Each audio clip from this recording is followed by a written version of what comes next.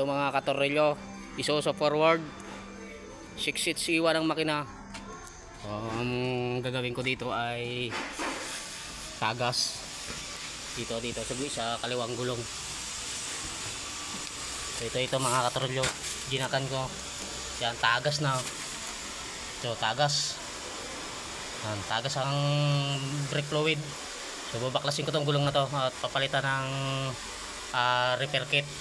So depende sa kung walang tama yung brake cylinder. Yan, pakyaw to mga katornilyo. So isa to sa mga pakyaw ko. Tagas lang ang gulong, madali lang to gawin. Iso forward. So yan ang kanyang katawan, no? Iso forward. Dito to sa bago kong trabaho. Yan.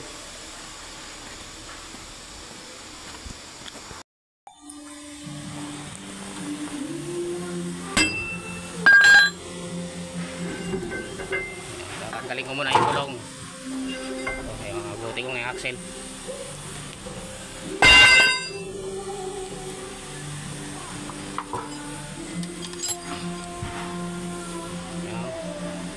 Tagas na pati ang kanyang grasa, naging langis na.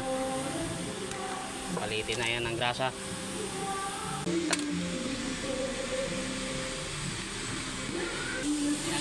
Tagas eh. Pinapasabay ng na ito, driver. Ayun na. So nabaklas ko na ang gulong.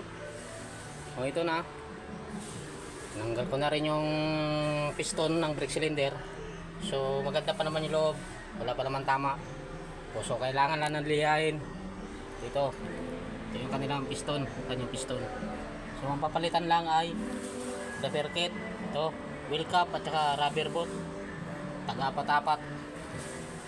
So yan na mga katornilyo, kaya nagtumatagas dahil sira na yan yung wheel cap. So pabibilihan ko pa.